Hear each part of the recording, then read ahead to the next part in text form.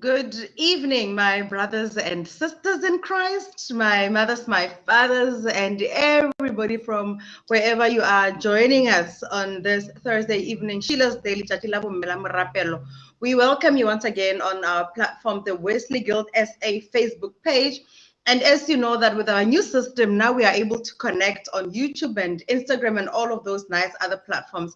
And which means that now, because now the platform is bigger, even the problems get bigger or maybe even smaller. And the one problem that we always dealing with is the issue of connection because it takes a little bit longer. But hey, we will get over it, we will get used to it, and we really are thanking you for always being patient with us. And please let me also give thanks to my brother Kai, who anchored the conversation that happened before this one about Sobukwe and Africa and all of those nice things.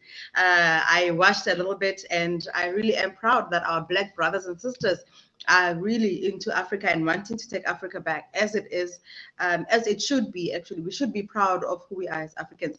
Today, friends, it is Thursday, and you know that Thursday we are talking about empowerment, we are talking about women, we are talking about groundbreakers, we are talking about women who are doing great things, things that some of us are afraid to do, and today is no different. We have my sister, and I'm so excited to introduce her to you. We have Mokgaetsi Sebothoma. And before I tell you who she is, may I please ask that from wherever you are, get a page, get a pen, because we are going to be learning and we are going to be empowered today. So, friends, let us close our eyes and invoke the Spirit of God in prayer. Mighty and merciful God,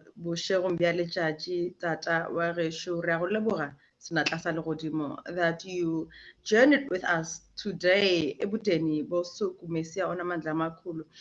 journeyed with us to as some of us were trying to get our children to their matric dances and matric balls. Some of us were waiting for our children to finish writing exams. Some of us, Lord, have just had long days at work. Some of us had long days applying for jobs and looking and seeking jobs. That you have given us this opportunity to be present in you and with you, Lord, that we still are given the gift of life in order to explore anything and everything that we can and that we want to.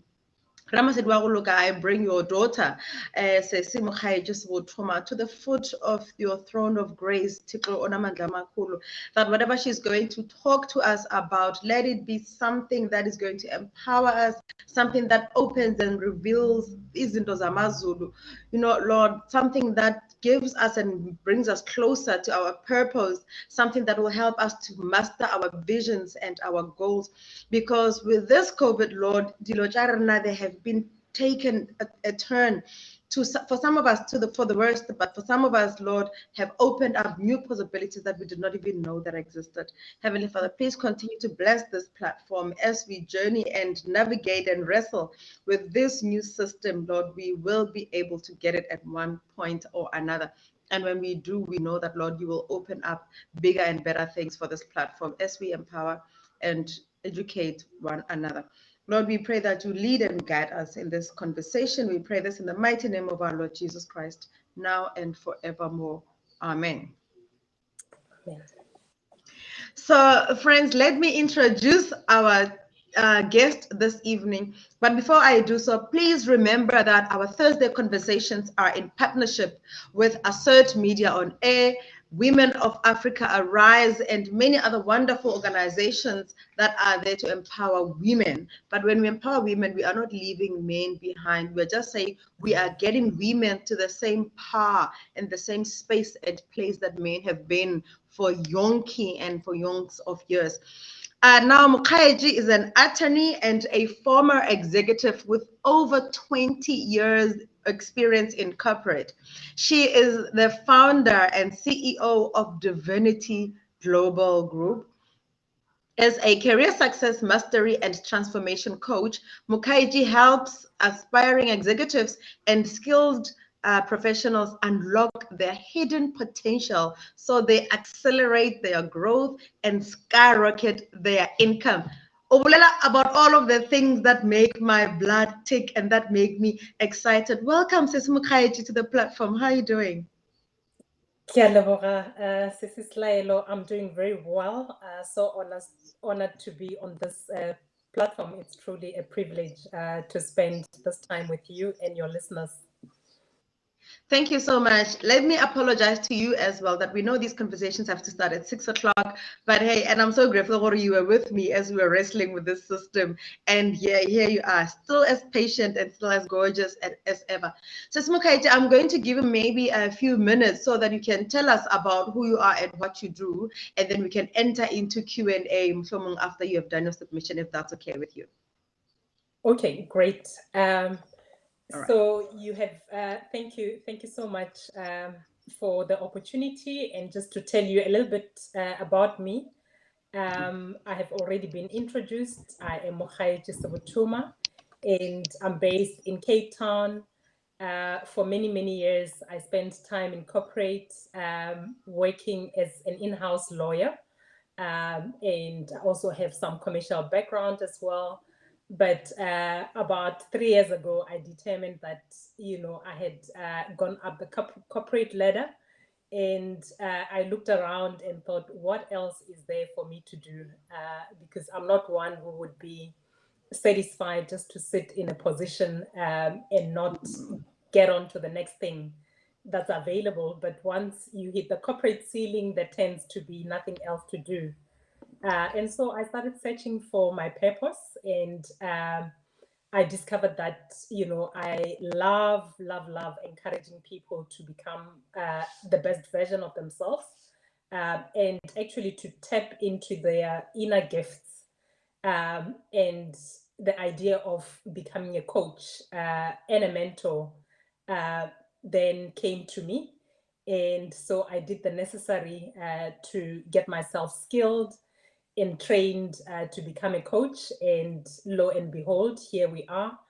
That has led to me then leaving corporate as recently as about 4 months ago, to step fully into, coaching and work with people and help them become who they want to become in the world, and have the impact that they were created to have, and not just settle where they are, because within us there are gifts that we need to bring to the surface so that we can do what we were created to do. So that is me in brief. I'm also a mother of 3 children who are 15, 10, and 9. And yeah, that's me briefly. Slylo. Thank you so much, Kialabora Sesi. You speak about 3 things which I love, but also which I think we need to unearth a little bit and maybe scrutinize a little bit, for lack of a better phrase. You say that you were an in-house lawyer in corporate. Now, how difficult or how easy was it for you to leave what seems like a comfortable and steady job in corporate to, to just navigating these murky waters, because no one knows what tomorrow would bring, of being a coach, a life coach? Let me tell you, it was on the one hand, it was exciting. On the other hand, it was scary. So I had been in a job, just like many of us are encouraged to go to school, get a degree, and then get a job that is secure and stay there until one retires, right? And that's 40 years of one's working life until you retire. And so that was me. I was in a career. I had been there for as long as, at my last job, I had been with the same company at various levels for more than 17 years. So being an employee and an executive is all I knew, working for someone else and waking up every day to go to a job. Now, the idea of stepping out and leaving behind my big fat salary and all the perks that go with that, the benefits, medical aid, retirement fund, and all those cushy things that, keep us in a job was actually scary because it meant that when I step off from being an employee, then it means I must make things happen. And the idea was daunting. However, having said that, I had done a lot of work working on myself because I realized that I couldn't just step out into the wilderness without knowing how I'm going to navigate, the environment. So I spent a good, year preparing myself and doing inner work, studying who I am and what actually makes me tick and what do I love to do. And also to be certain with the idea, because sometimes you come across an idea and you think this is the thing for me, and it excites you for a short space of time, and then after a couple of months, the fire has died down, and you find this is not the thing for me. So I needed to be certain. So I did a lot of work, studying around coaching, took a program with UCT in executive and management coaching. And also, when I was done with that, I felt I was still not ready to step out. So I came across my mentor, who is a world-renowned teacher in human behavior and potential and prosperity, Bob Proctor. And I decided to study with him, and eventually I became a certified consultant with him. So I am certified to teach one of the programs that he developed, and that gave me. But I didn't just start by teaching that program. I applied it on myself, studied it, and applied the principles, which are step by step, taking one from point A to point B.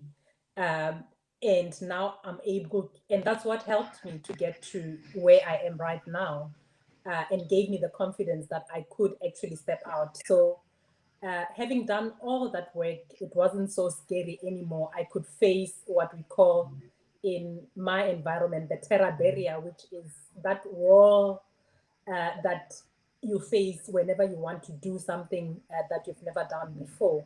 Whenever you venture into something that seems so big, you don't know how to do it. You've got an idea, but you're uncertain. And so that's what helped me break that terror barrier and actually face it. And they say your treasure lies on the other side of fear. Sometimes we are so fearful, we don't know what we're fearing because there are no lions out walking, about that are going to eat us or attack us, but we still fear. And those are the things that are within us, and the thoughts that are within us, that make us doubt and not believe that we can do this when we determine this is what I want to do. And the thing that stops us also is not knowing how. Not knowing how I'm going to do this stops many people in their tracks. And so, but what I often tell people is that they shouldn't be, when they should allow themselves to dream and dream big, without even knowing how, like challenge themselves to do something that they've never done before and they don't know how to do it. And I tell them not to worry about the how, because the how gets determined along the way. But first, you must make that decision to say, this is what I want to dedicate my life to, and be sure that is the thing that you're going to drive till the end and dedicate your life to. Sure. Yeah, thank you so much, Ceci. One of the things that you spoke about earlier on in the conversation is that you love helping people tap into their inner gifts. But the problem is that many of us are walking with gifts that we don't even know that we possess. And sometimes we would hear other people saying, oh, you should be doing this, or you should do that. And I know I'm one of those people. I hear people saying different things about me, and I'm like, oh, no, I can't be doing that, or I can't do that, or I can't be that person. So you've also spoken about the biggest fear that we have. The one thing that that holds us back is the fear of the unknown. But I think another thing that holds us back is that barrier, that terror barrier that you're talking about, that you were able to overcome. Other people have the barrier of losing a salary. Let's not say an income. Let's say a salary, because even with what you are doing, you are getting an income, but it is not a salary. So we have become to equate income to just a salary that comes from a boss, and you just do the bare minimum. Now, my question to you is that how do we, or how do we actually break the barrier of that salary? How do we go to the other side of fear where lies our treasure? How do I say, you know what, I'm done, this is it, I want to be a preschool teacher, or I want to be muruti, or I want to be a life coach as you are, but I have this job that gives me a medical aid, pension fund, maybe traveling allowance if I'm lucky, maybe a cell phone allowance if I'm lucky. But there's a monthly salary that I'm getting, whether I've done my best or my very least. So how do we break those barriers? Okay, thank you. Such a good question that you're asking, and so relevant to the topic today. And I'm going to take us back. You started by saying I spoke about inner gifts, right? And that's where I want to start my answer to your question. To say, as we go through life as people, from as little as we are babies, when we start crawling and learning to walk, we pick up things that we are good at. I can give an example about my son, who, when he started crawling, he was kicking a ball.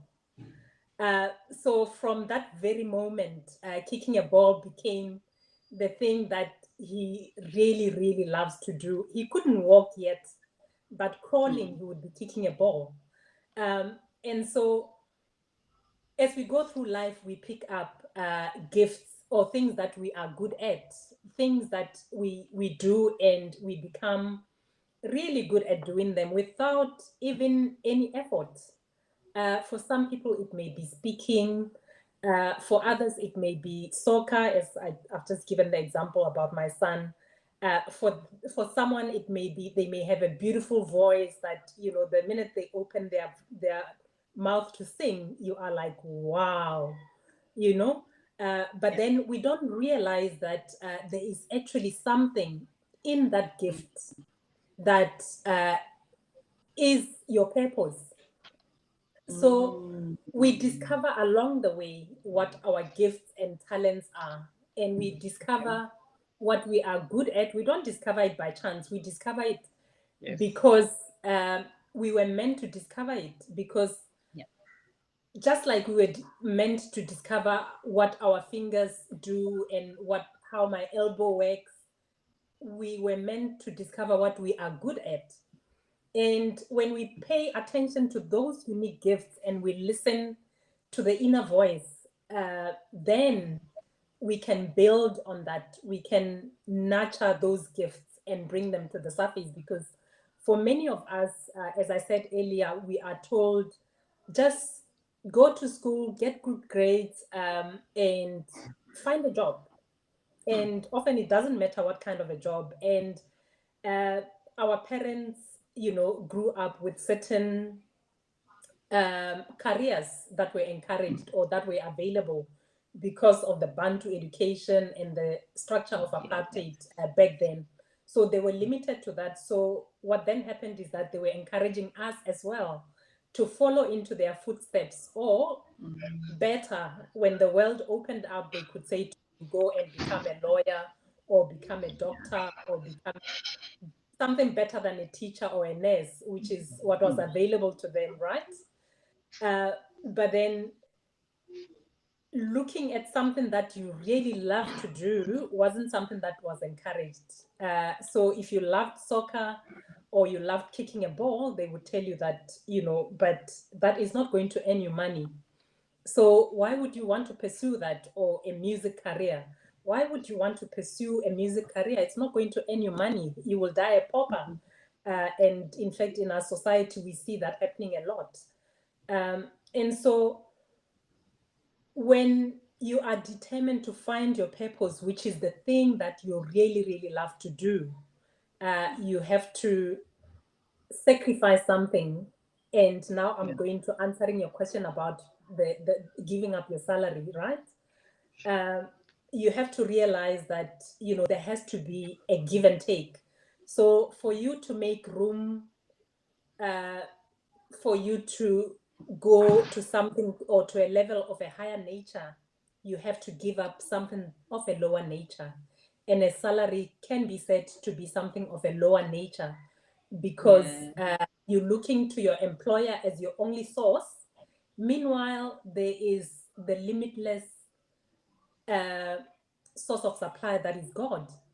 And yet we are not looking at God as our source of supply. We are looking at our employers.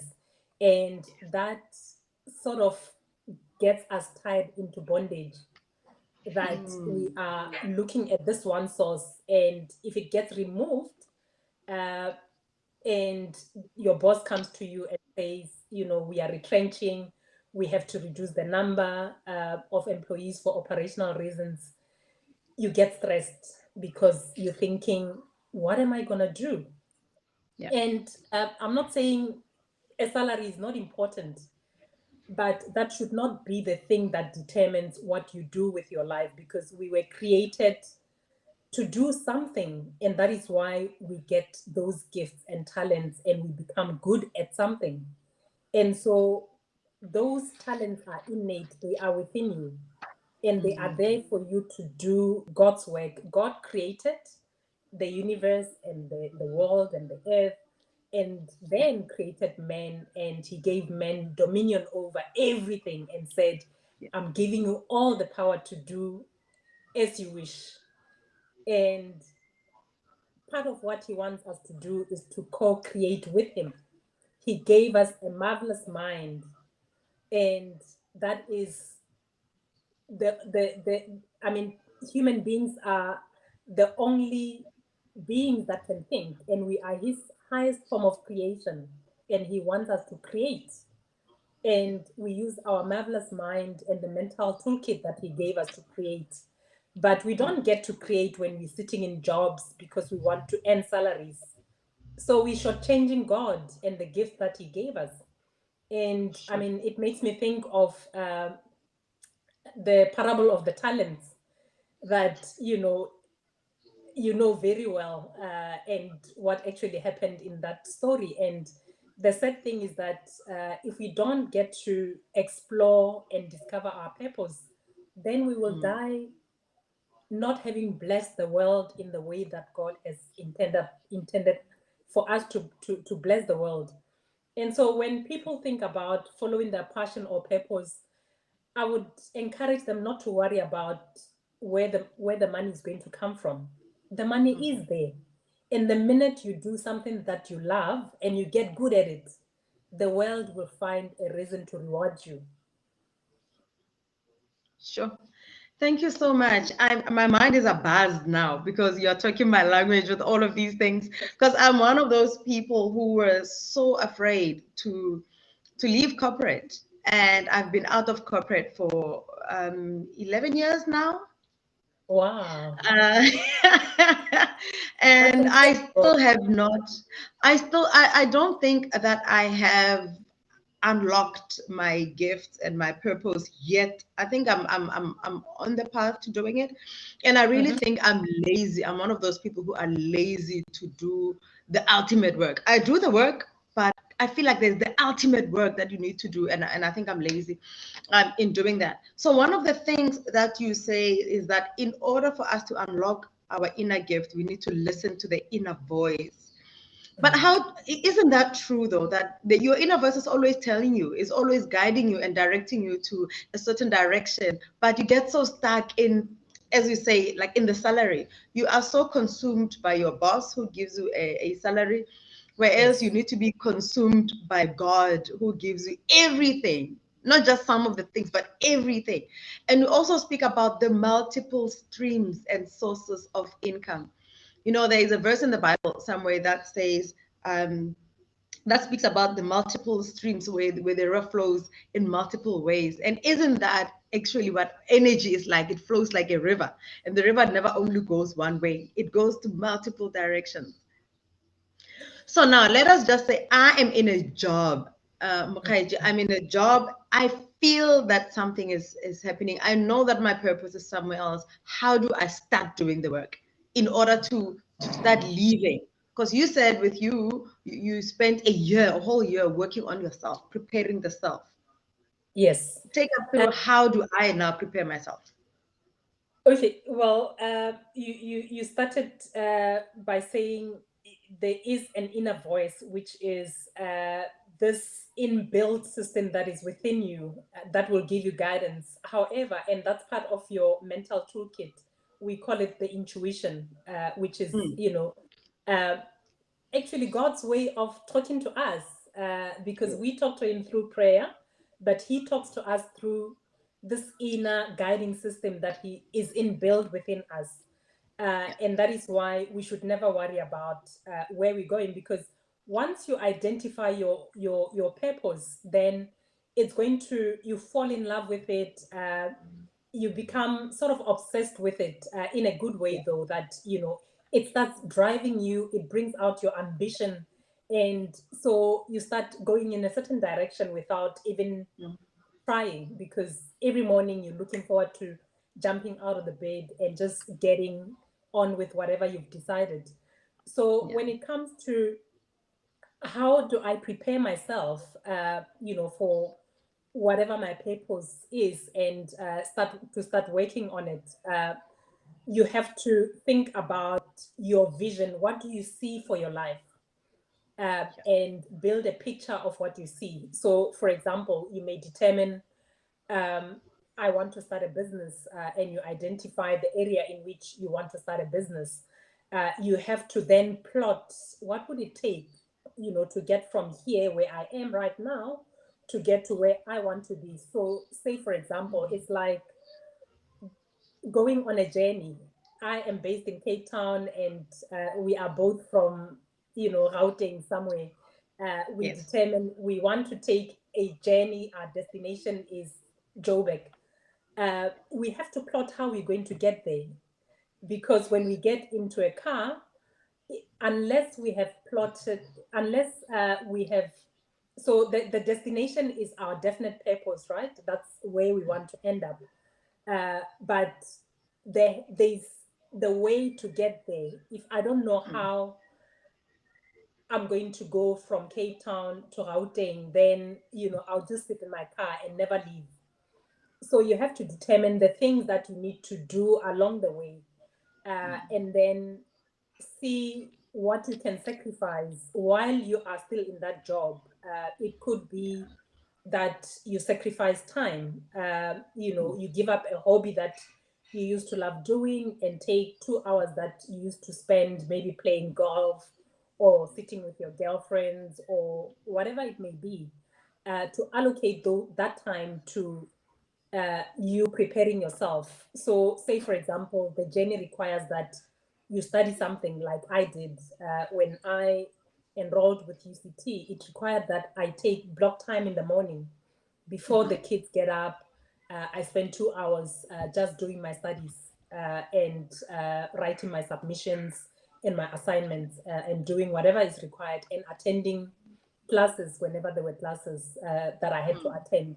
So that was part of the journey, right? And every person has to identify, to plot for themselves what will be required, and those become the milestones that you have to do on the journey to the destination. So I often say success is a progressive realization of a worthy ideal. So your destination is the worthy ideal.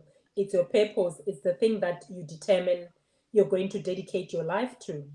Um, you are not successful when you get there. You are successful when you start taking steps that are going to lead you towards the destination. Please repeat that for me. Success is a success is a progressive realization of a worthy ideal, and a worthy ideal is your purpose, that thing that you really, really love to do, that Yeah. sets you on fire, that's within you. It can't be something external. It has to be coming from within, deep within you. And when it comes from deep within, it brings out those gifts that are hidden, because you're going to realize things that, I mean, talents that you never knew you had. And that's exactly what happened to me on my journey. Sure. Oh my word, I love that. I love it when you say that you become successful not when you realize a dream, but you become successful when you take the first step. I really wish many people could hear it, because sometimes we are afraid to take the first step because we think success is so far away. But we don't realize that by virtue of taking that very first step, we are already successful. Because then Yes. from then it's like you're saying, a progressive realization. From then it's just a progression, consistency, persistence, and all of those nice things. I like what you've said about persistence, because I have a definition that I love from one of the books, my favorite books, which is Think and Grow Rich, and my version is used up. The name is almost off, and there's a whole chapter dedicated to persistence, and it gives us Yeah. 4 steps that we have to follow when we are persistent. And I'm going to quickly call it up and tell you what it is, because it is important, and it talks Yeah. to this definite purpose that we have. It says how to develop persistence. There are 4 simple steps that will lead to the habit of persistence. They call for no great amount of intelligence, no particular level of education, and but little time or effort. The necessary steps are a definite purpose backed by a burning desire for its fulfillment. So you must have a burning desire that, as I said, makes you jump in the morning with excitement, ready to start your day. And then number 2 is a definite plan, which is the plot line that I was talking about when I said to go to your destination, you must Yeah. have a map A that takes you plan. there. Yeah. Today we are blessed with things like the GPS. The minute you get into your car, you just punch in, the address of where you're going, and it takes you there. But you don't stay on autopilot. You still need to drive the car, start Yeah. it, engage the gears, and then drive and navigate to get there. And then thirdly, it's a mind closed tightly against all negative and discouraging influences, including negative suggestions from relatives, friends, and acquaintances. Because when you talk about your dream, sometimes you are the only person on earth that can see what you're talking about. And when you read this book, you read about the great people who had a vision, and today we're enjoying those benefits because they had that vision. An example could be, the Wright brothers, who started aeroplanes. They Yes. were bicycle mechanics, but they had a vision to fly. And many people told them, you cannot, we can never do it. And they tried, it was up in the air for 12 seconds. They were so happy, even though it was just 12 seconds, you know? And then they That was continued to work. success. It was success, but success Yeah. comes with failure, and failure is important because it it it's us going, of course, and finding our way, because the inner guiding system is guiding us. And Yeah. sometimes we'll go, of course, but we've got this thermostat that is built in within us that will get us back on course and get us where we're going. And Sure. then lastly, uh, it's a friendly alliance with one or more persons who will encourage you to follow through with both plan and purpose. So you need an alliance of people that are going to cheer you along, that are going to share your vision with you and be happy and excited for you and help you move forward. So those Sure. are the 4 things that you need in order to develop persistence. Yeah. I love it. Of all of these, I love the third one the most, because it's very easy for us to think, because I have a dream or a vision or a goal, it's easy for us to want everybody to be a part of that dream or goal or that purpose and to see it the way we are seeing it. And I have grown over the years to quieten the noise. I call it to quieten the noise. Yes. But I take it a step further to a point where I put people on ice. You know, where I block people, I delete them. I put the, and I say, especially when it's family, because family can be your worst nightmare. You know, one of the conversations we are going to have at some point is how family can be toxic. Because a lot of the time, the reason why people are not progressing or not becoming successful is actually the family to say, do you know where you come from? Have you know your dad has never even done this? What makes you think you can do it? Or that is too big for you, or girls don't do that. Or have you ever seen any black person do it? Most of the time, it's not people outside of the family and your relatives. Yeah. It's actually your family and your relatives. And I also like to say to people, if you want to succeed, move away from home. Yeah. You know, because when you're moving away from home, there's no competition. They won't compare you with Wanaka next door or the kids you went to school with. So what do you think about that? You are absolutely right, and that actually says that it's not only talking about friends, but it's talking about family, because the Napoleon Hill recognized that actually family can be a stumbling block, and their way of seeing things is not your way of seeing things. But what often happens is that they think they know better what is good for you than you know. Yeah, Meanwhile, God didn't give them your vision. God yeah, gave you your vision and your dream. And your dream will not be shared by everyone and will not be seen. And that's why it's your vision. It's something that you see through your eyes. And sometimes it's not naked eye, it's your inner eye, because yeah, this picture is an image that you're holding in your mind. And sometimes it's not so easy to articulate it to people for them yeah, to see it until you've worked on it, and it's this thing that is now in the physical and people can see it and say, ah, now we see what she was up to. And yeah, I really really also resonate with this, because muting the noise is very, very important. And the yeah, other thing that we must remember is that not everyone wishes the best for you. Even family yeah, can want you to stagnate because they don't want you to perform better than your parents or your sister, yeah, your siblings, or your cousin, or so and so. yeah. And so you have to know who you are, number one, know Mhm. whose you are, because the only person in all honesty that will want everything of the best for you is your creator. Yeah. It's God. And sometimes it's just best to talk to him about the things that are hidden in your heart until you get to a Mm, comfortable stage where you can pull in other people, and those people should be people who are serving you, that are going to support you on your journey, and not be toxic, or be dissuading you from your purpose and mm. what you have determined. This is what God has created me to do. Yeah, sure. Absolutely, absolutely. When I talk about self-worth, we can speak until tomorrow because I've come to realize that not everybody is for you.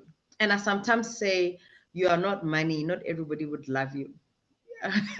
No. You know? So one of the things you spoke about is that when you were doing self-preparation, one of the things you did was you get yourself a mentor. How Mhm. easy have you found, now that you yourself are a life coach and you are mentoring people and guiding people into mastering their purpose, vision, and goal, how easy do you think people take the issue of having a mentor? I don't think many people have an appreciation, first of all, what a mentor does and the value that a mentor can bring to one's life.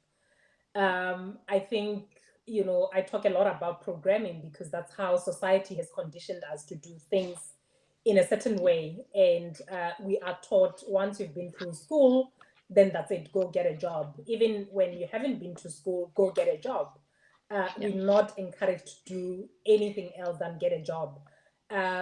Mentorship and coaching are often spoken about within the arena of athletics and sports and stuff like that. Those are the people that we know will have coaches and are encouraged to do coaches. To have coaches. But we have teachers, they teach us, we go through school, and then once we're done, that's it. But then we don't realize that actually a mentor is someone who has themselves walked the path, and they have fallen, they have gotten up, they have dusted themselves, they have fallen into traps, they have been misled, and so this is someone who's really, really experienced, has been through the journey, and has learned shortcuts along the way, or the easier way to do it in a shorter space of time. So they can actually compress for you what could take you 10 years to do, and help you do in a year or 2 years. And so that will save you time and money. But of course, those are the very things that you need to invest when you consider walking that journey with a mentor or a coach. You have to be prepared to invest in yourself, and that is the other thing that is not really spoken about or not known in our communities, because again, we pay school fees and we think that's it.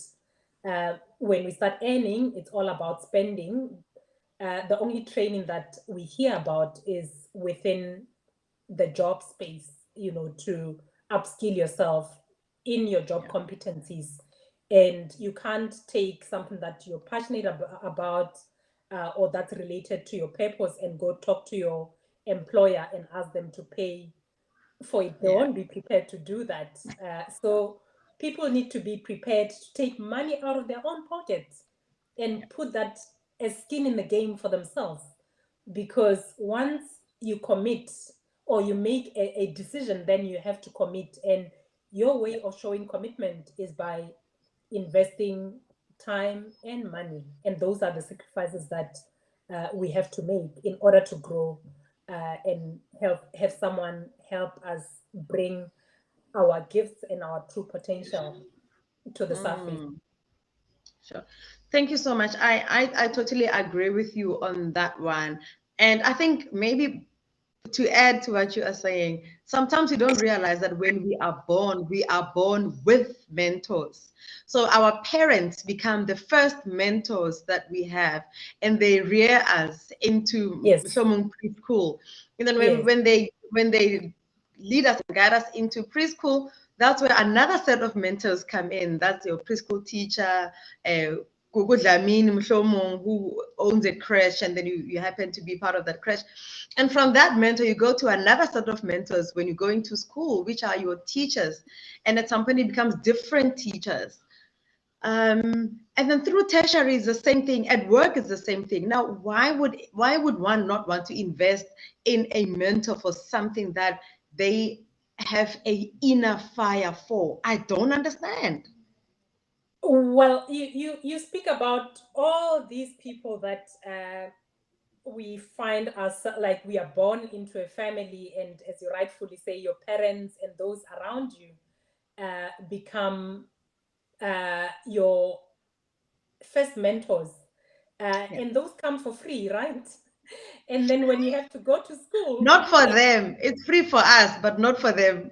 But now this concerns you. The money has to come from you. You were not paying to go to school. They were paying when you started going to school. So you've never had to feel the pain of, it's not a pain as such, but it feels like a pain when you must take money from, what you could be using to spoil yourself, buy yourself a nice house, buy yourself, expensive clothes, that you're going to throw away tomorrow and buy new ones. And we don't realize that the biggest investment you can make is in yourself, because whatever skills you're going to learn from that, that is going to become your treasure. No one can ever take that away from you. And so it's something worth putting money to.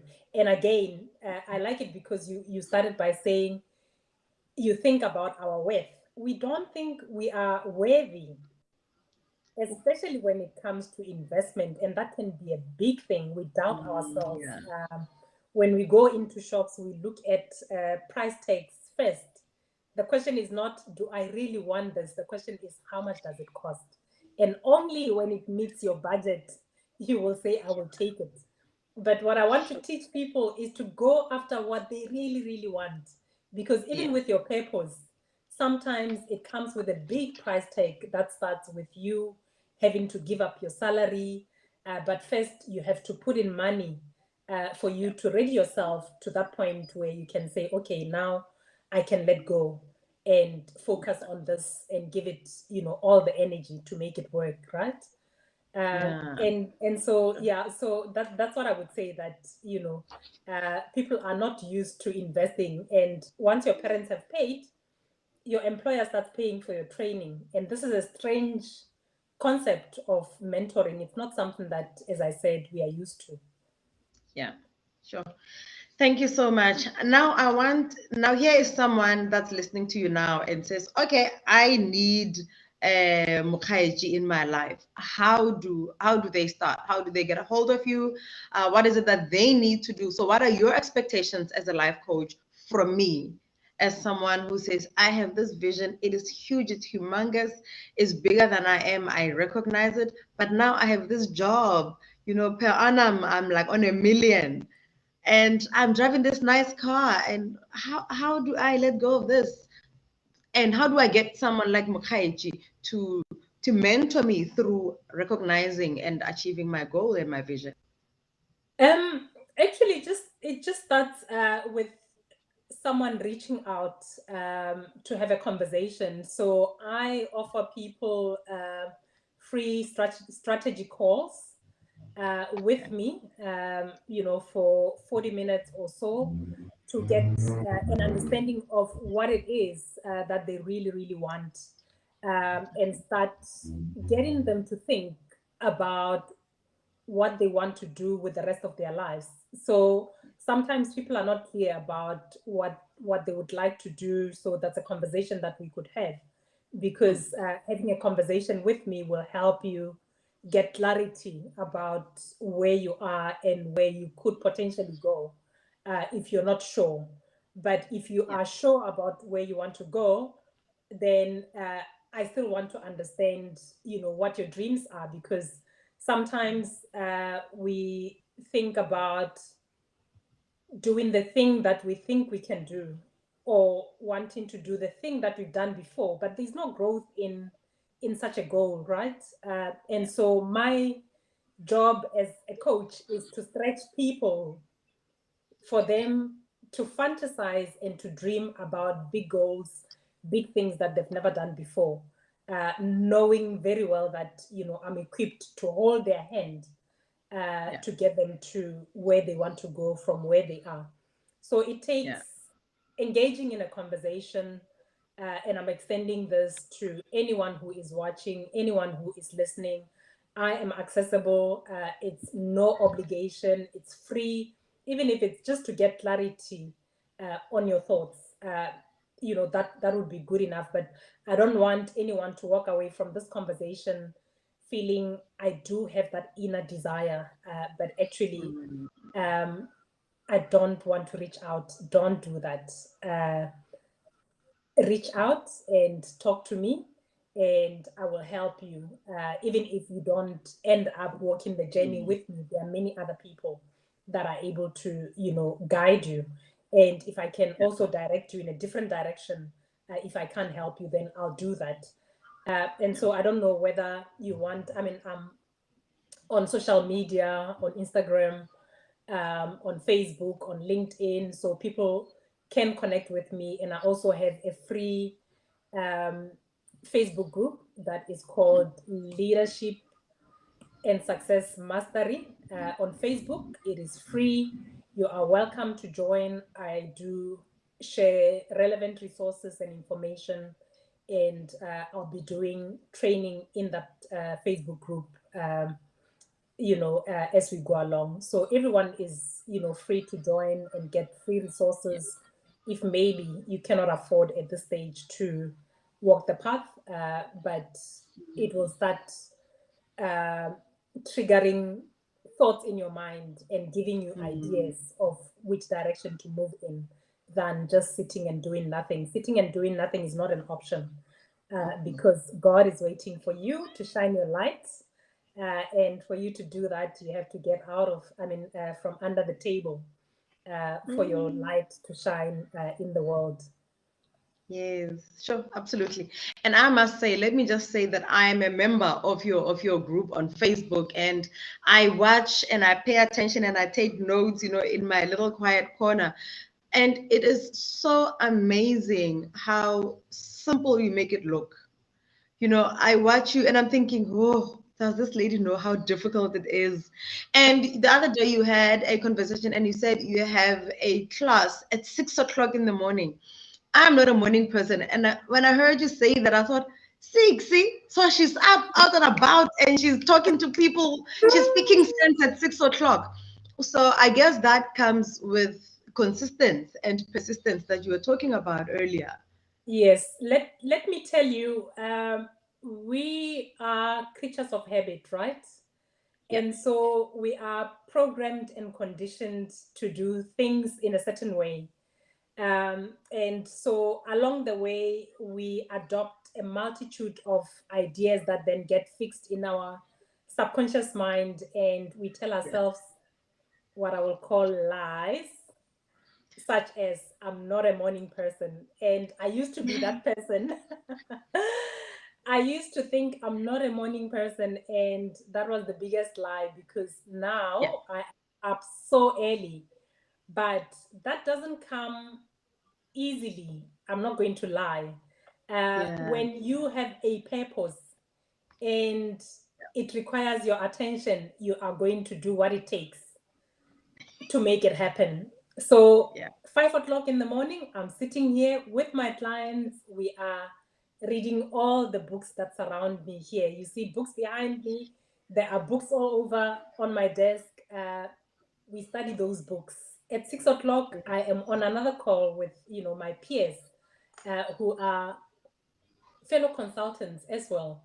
We are studying together, because for me to bring value to my yeah, clients, I have to be working on myself. So this is a continuous journey. There is no stopping, yeah, and that requires that I dedicate time.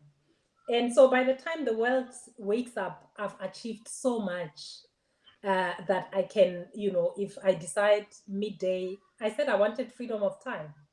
If I decide by the time my yeah, kids come from school, I want to stop working, then I'm able to do that, because yeah, I've been up working since 5 o'clock. yes, And that is so beautiful. But, that comes with you making that committed decision to say, I want to change my life, I want to become better. And you start replacing your old habits of autopilot with being intentional and deliberate, and saying, when yeah, I wake up tomorrow, I've got these 6 top things that I'm going to do, because they're going to help me move closer towards my goal, closer yeah, towards my vision. And yeah. then you hit your day running, and everything just sets the tone and the bar for your day, and you have a beautiful day. Sure. No, you do. I know. There was a time in my life when the reason why now I'm not a morning person. There was a time in my life when I said to myself, I just want to rest. And that is how I started lying to myself about the fact that I'm not a morning person. It's not like I've never been a morning person. It's just I was like, no, for the next couple of months I'm going to rest. So I've been resting, and now even my mind is resting in telling For itself how the many truth that years? no, it's months. Or is it months? Okay, so they're not too bad.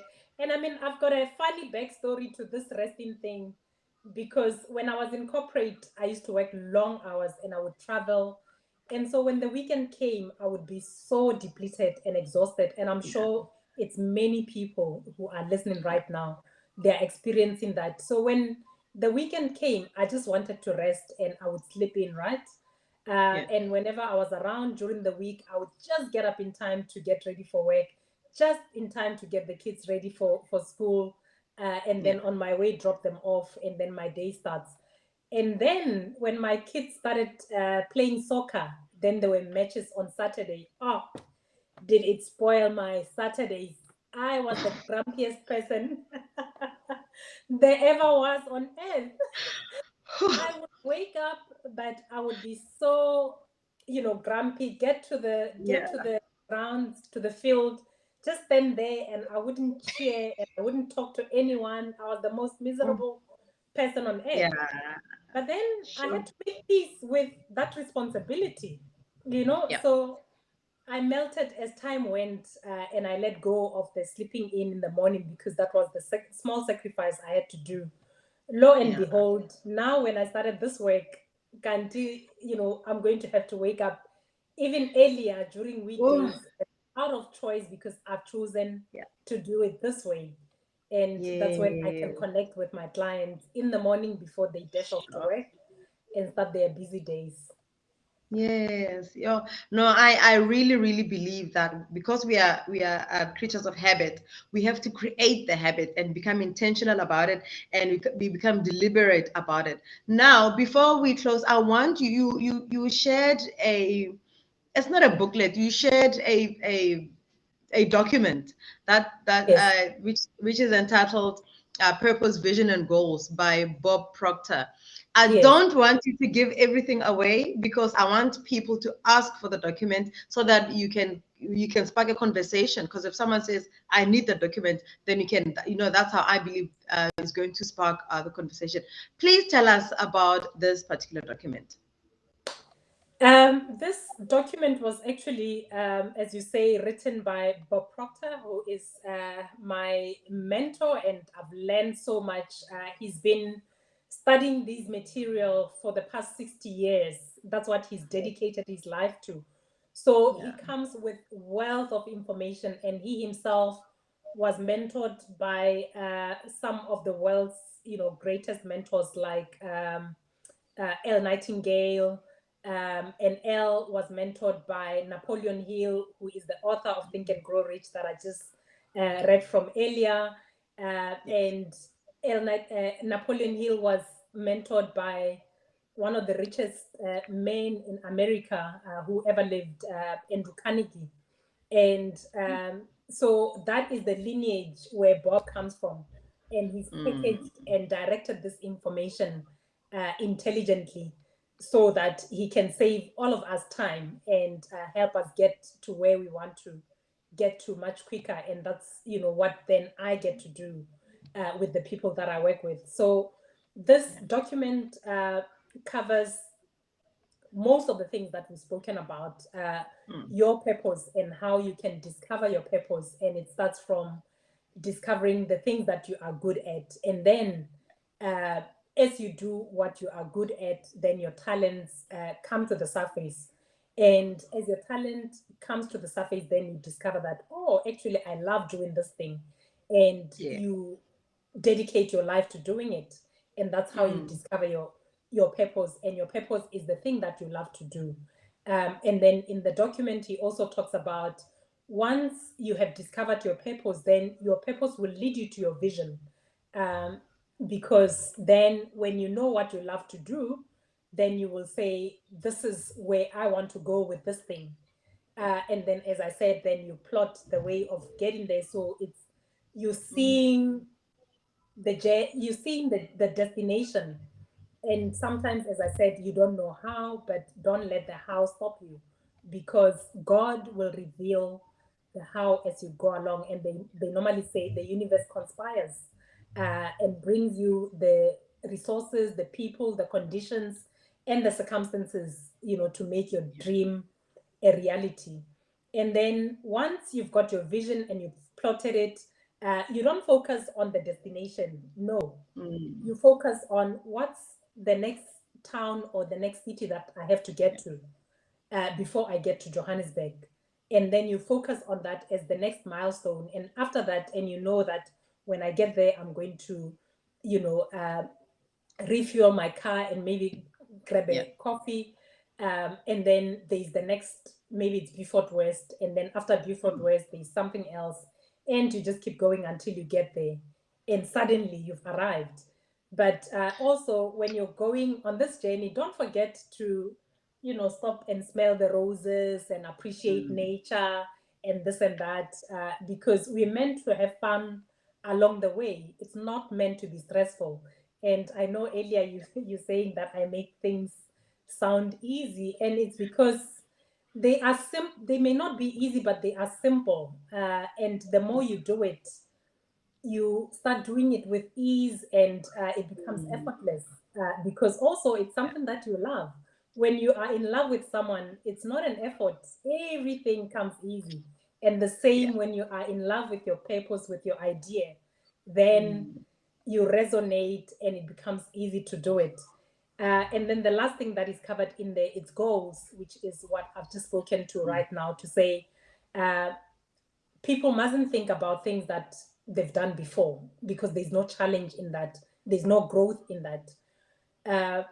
And I don't want them to think about, okay, I think I can do this. No, because people tend to say, I think I can do this. If I just put these assumptions together and I put a small plan together, then I can do it. Again, it's not going to inspire you, to go all the way and be persistent. Because sometimes you experience challenges, you are discouraged, but when you know your why and your purpose, then you get driven to push past those challenges and the fears and everything that may be a roadblock, and get to your destination. And so there's categories of goals, which is type A goals, which are what you know how to do. Those are not what I want you to pay attention to. Type B goals is what you think you can do with a plan that you put together. I also don't want you to pay attention to that, because it's just going to give you incremental growth and steady gradual growth. But I want people to take quantum leaps. I want people to think big. I want people to stretch themselves, because you do have it within you. And I want those reservoirs of talent and potential to come to the surface, for you to start doing what you were created to do. So this article covers all those three components, and gives you an idea of how you can get from just having a purpose to having a vision, to then having goals that are going to lead you to where you're trying to get to. Yeah, sure. Thank you so much. When you said quantum leaps, I could feel my heart skip a bit, because you have to take those quantum leaps. There's no other way of running away from them, but you're thinking, yo, do I have the mental power to do it? But the truth of the matter is that, like you're saying, we all have it in us to do it. We actually do, and it's just like the body. Let me give you an example with muscles. If I had this arm in a sling and it just stayed there, atrophy would set in, and eventually I won't be able to use the arm, right? But if I flex this muscle every day, and I'm going to gym and I'm exercising, I'm going to build this muscle, and I'm going to be strong, right? So I want you to think of your higher mental faculties as muscles. You can build those muscles. And what are the higher mental faculties? Just to give you an example, it's your imagination. We can build a world that we've never been to in our own minds. Anyone can do that.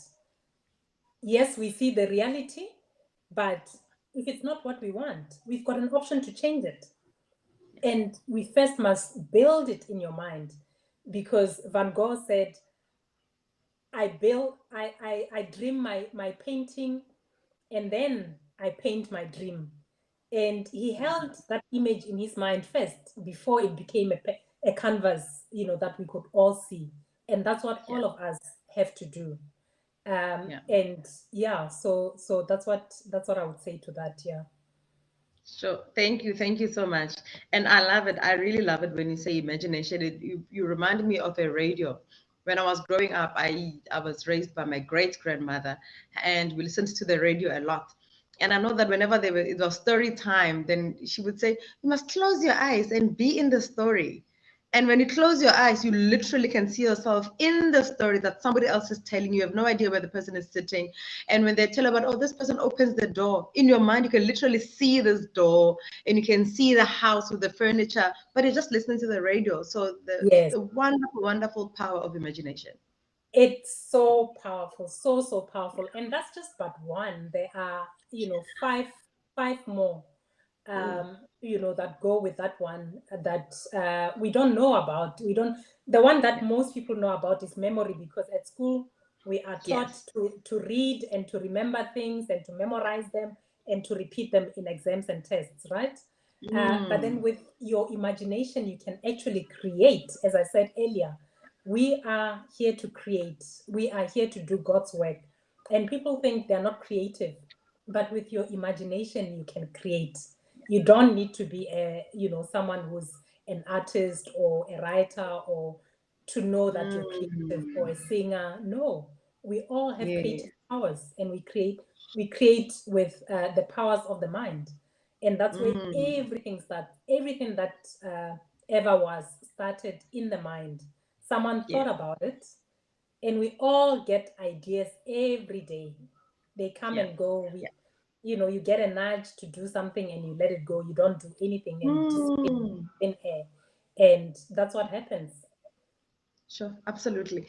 Before we close, Sis Toli Gocha is saying, "Hey sis, how are you? It is nice listening to you." So someone is affirming you, and she says, "Yep, sitting and doing nothing is just not an option at all."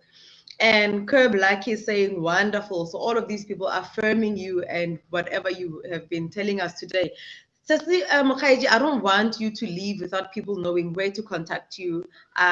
So the one thing, and all of this information I'm going to write on the comment section of the Facebook, on our Facebook page, so that people can just click and follow your. One of them is your leadership or mastery class, which is Yes. also on Facebook. So I don't know if you want to give us your email address, and everybody who wants that particular document about Bob Proctor, they can just email you or you can email them and then you guys can Yeah. communicate. Yes. So Yes. my email address is my first name, which is spelled Mhm. Mokgaetsi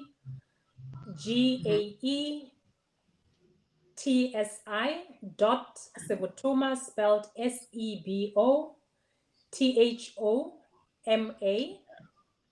@gmail.com. Okay. And you asked for my email address. Yes. Okay. The Yeah. name of my Facebook group is Leadership and Success Mastery. If you just search that, it will come up. Yeah. And Awesome. then you can, send a request, and I will approve and accept your request, and then you will become a member of the group. And that is where I engage with, it's a community that I created and a platform where Yes. I want to share resources, but anyone is welcome to share information for as long as it's positive information that helps us Mm. all grow, that adds value to our lives, then it's most welcome. So drop me an email. Yeah. I can also share, I'm sharing my cell phone, but it's only for purposes of people who are interested in talking to me about what I've shared here today, which is Okay. 083 Mhm. 4799.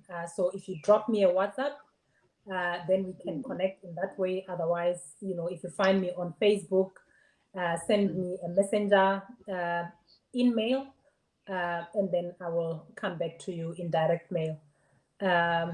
Yeah, so those are ways of connecting with me. Thank you so much. Thank you so. You see, I told you it was just going to be a conversation between two sisters, one trying to learn the other one what she does and how she does it so well, and it looks so effortless.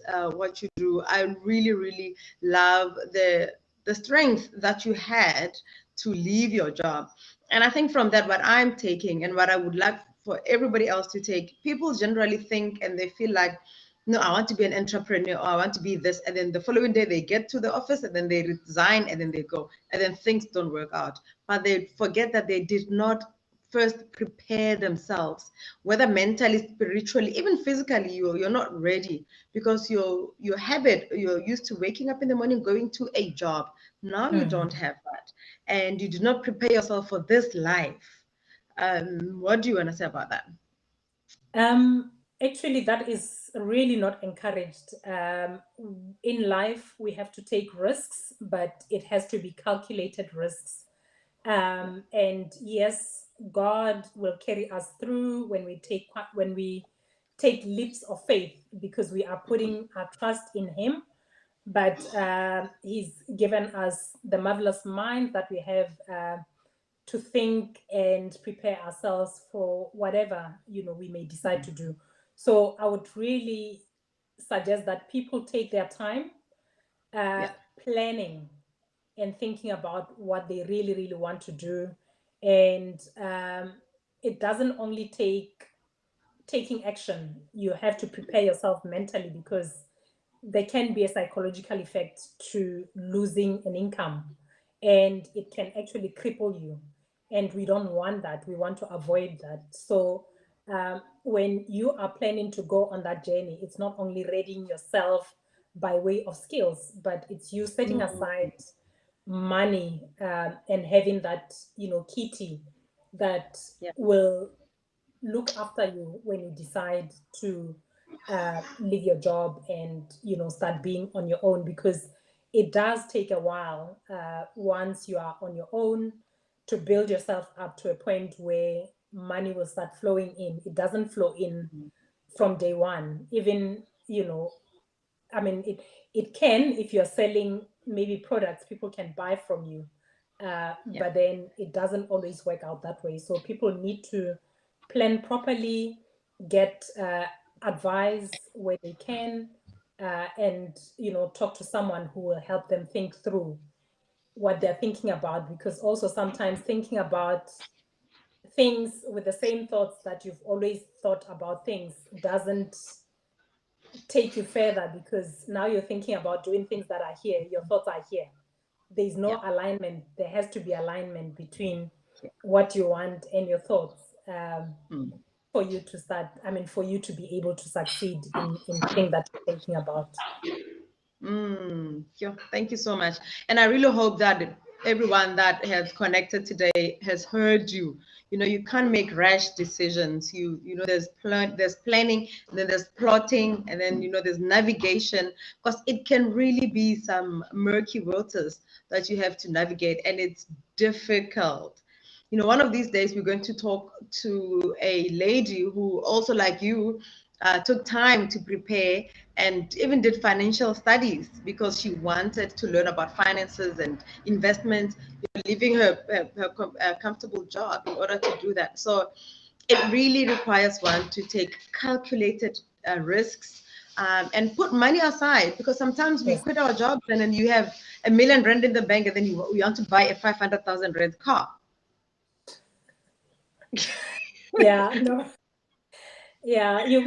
You can't do that. And some of the sacrifices that I spoke about is scaling back in of saying, what do I absolutely need, by way of the things that I need day to day, and then saying, what can I cut from what I'm used to? Because sometimes with the job you just spend without thinking, because come the 15th, come the 25th, come the end of the month, catching in the bank, the money is there, right? But then once you step out, you actually need to be sort of minimalist while you are building towards making that income that you mentioned when you spoke about multiple sources of income. Sure. Thank you so much, Manareshu. Thank you for availing yourself, for being open to the discussion, for, because this, I always say that this platform is you giving of yourself selflessly, because no one is paying you. And just in case somebody wants to come on this platform and say, you have this many people, how much do you pay them?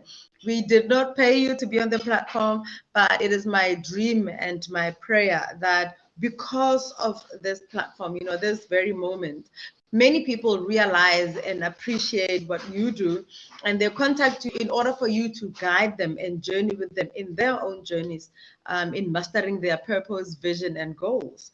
So, Ralabora, I don't know if you want to take maybe a minute to give your parting shots before we close with a prayer. Well, first of all, just to say thank you for inviting me and hosting me this evening. It has been an absolute pleasure sharing what I know and what I feel is, uh, God's gift to the world. I'm just a vessel, and God is here to work through me. And to the audience who spent an hour, more than an hour, listening to us. Thank you for making the time. I appreciate you. I love you. And I look forward to hearing stories of how just listening to this talk has changed your life as we journey and go along. And the one parting shot would be to say that God's gift to us is more talent than we could ever use in our lifetime. Our gift to God is to develop that talent, while we are still alive, and use it to bless the world. So don't sit on your talents. It is just absolutely not acceptable. And yeah, just to say thank you, and thank you for those people who affirmed me. Toli is actually a former colleague. But I thank everyone who took the time. I know time is money, but you took the time to listen, and that is a blessing back to me, and I'm sure to you, Sissy Sly.